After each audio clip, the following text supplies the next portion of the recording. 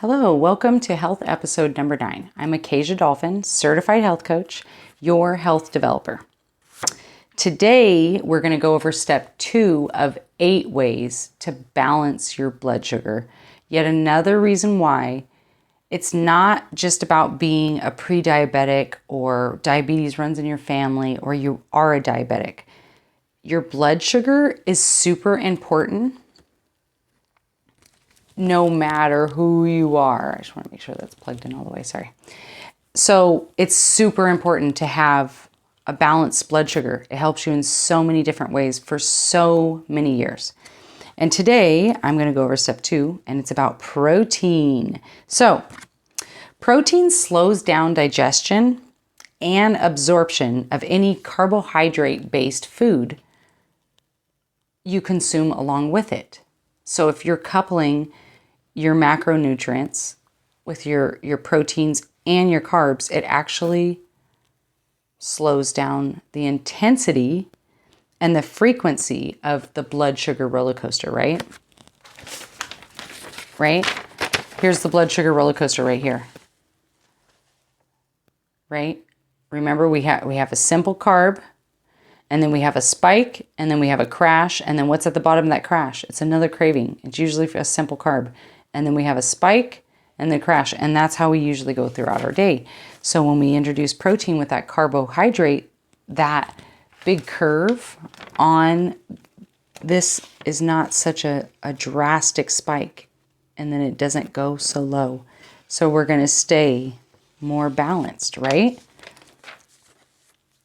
So the funny thing is, here's the funny thing about protein. When we eat too little protein if we eat too little protein or if we eat too much protein, this can cause an intense sugar craving. And it could be the cause of your sabotage with you getting your health back on track and trying to cut out less sugar. So by increasing your water, you decrease cravings, like I said in yesterday's video. And the same way, similarly, by increasing your protein, you decrease sugar cravings, intense sugar cravings. So that's a very, very nifty trick to keep in mind about protein and your consumption, and why it would be important for you to just track it for a small amount of time, just to get a kind of a snapshot of where you're at on the scale, if you need to increase or decrease. So, and to help you with some of that, I want to give you some signs. I'll give you some signs of too little protein and some signs of too much. So some signs of too little protein in your daily diet is fatigue or feeling weak, hair loss. I was so shocked. So hair loss or a change in color or texture. That's the one thing after you have a baby, and if you breastfeed, a lot of women experience hair loss, especially in this area here, right? And these areas, I don't know why. I experienced it too, and I realized with this, it's because I probably was exhausted and not taking care of myself the way I should have, the way I was taking care of my baby. I wasn't making sure that I was hitting my protein levels and all these other macronutrients, right? Also, too little protein signs are feeling spacey, jittery, ungrounded, or unfocused, and extreme belly bloating in a severe protein deficiency. So signs for you're getting too much protein in your diet. You may experience constipation because protein has little to no fiber in it. It's not a fiber-rich food. That's carbohydrates. So some of the carbohydrates you need to look at on the label, you'll see carbohydrates, and then you'll have the different types of carbohydrates. Remember, fiber is a carbohydrate, but we do not gain a caloric value from that. That is just simply substance to help to help your food move through your digestive tract, to help with removing waste. So constipation is one thing. Oh, and less efficient kidney function for too much. Remember, we're talking about too much protein now. Bad breath is another symptom of too much protein in your diet. Body odor, weight gain, feeling tight, stiff, or tense is another. I see that in some bodybuilders who are intense bodybuilders, like Olympic bodybuilders, or they compete and stuff. They do. You could see when they walk, they're kind of like stiff, you know? Yeah, just an observation on my part. So what our bodies are looking for, what you are looking for, whether you are conscious and aware of this or not, is long-lasting energy. That is health. So when I'm talking about health, these are the things that I'm thinking about. That's my definition, is long-lasting energy from a very good source at the right time, balanced with your macronutrients and your micronutrients. That's health. So does anyone remember our body's preferred energy source? I want you guys to comment below. A little pop quiz again. Got to make sure that you're digesting and assimilating this information. It's the teacher in me.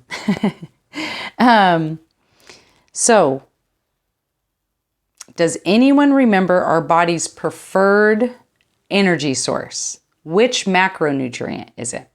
Put it in the comments below. We'll see how much of this you guys are paying attention to. Okay, so I also wanted to share, there's a way to kind of get in tune. Oh, side note. I just want to let you guys know that if you have a herbal tea without caffeine, it's counted as water. An herbal tea without caffeine, anything you have with no sugar in it, no caffeine and no alcohol, it counts as your water consumption. Just a side note. Okay, so as I was saying, back to what I was saying. So there's a way to become more aware. As I was saying before, I want to share this. Hold on.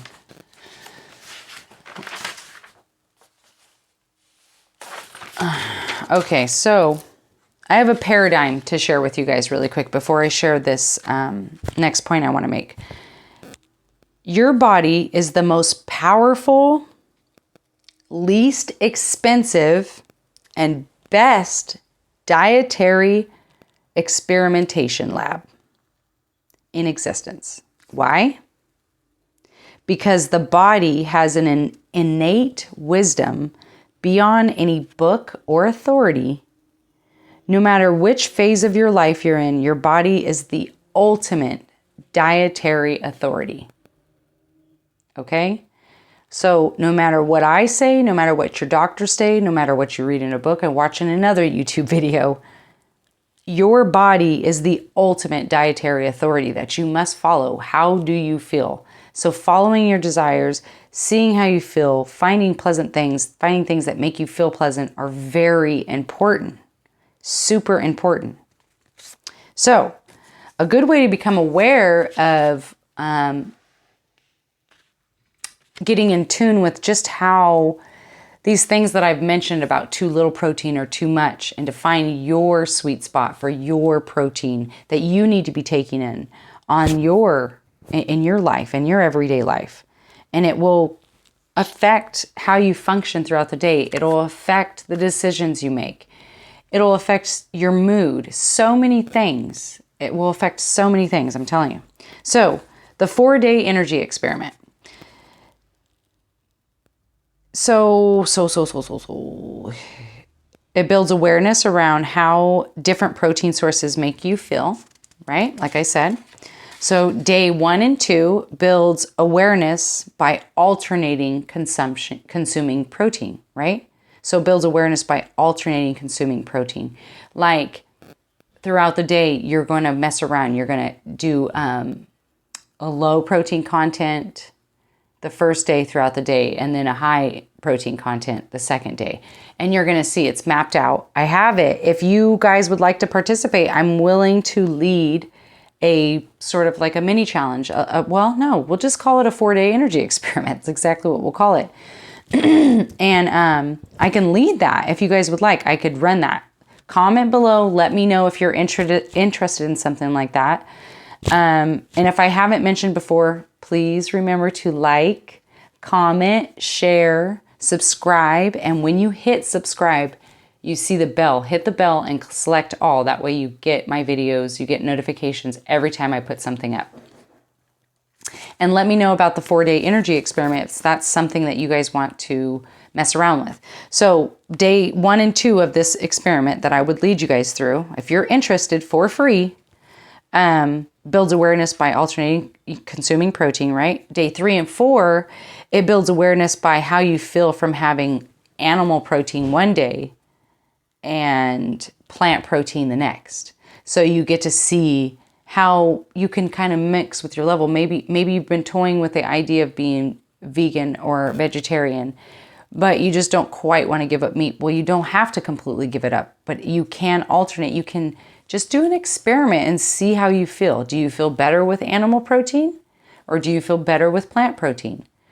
I know there's a lot of functional health studies, and there's lots of new information coming out. There's even studies on diets according to your blood type. Like there's people that are a better candidate for going vegan or vegetarian than other people, and vice versa. So, this is just a good way to get a glimpse and tune into your ultimate dietary authority, which is your body, right? Right.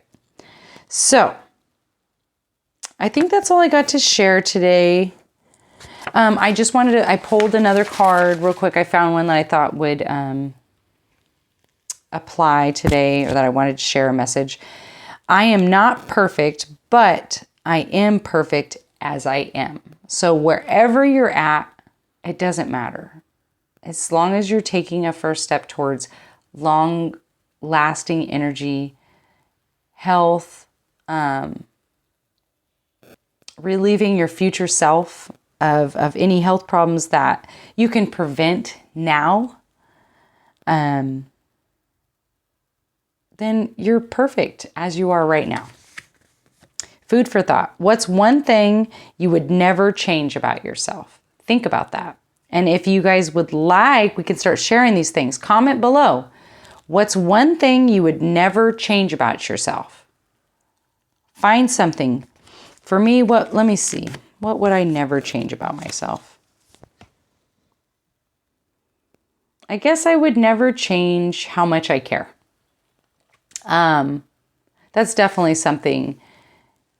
I know that all the frustrations and all the times in my life when I was like really trying to figure something out, or going through like a horrible time or a rough time, if I didn't care about doing the right thing, it wouldn't have been so stressful. So the fact that things stress me out or things have gotten to me before just lets me know that I care. So that's one thing that I would never change about myself. So comment below. Let me know what's one thing you would never change about yourself.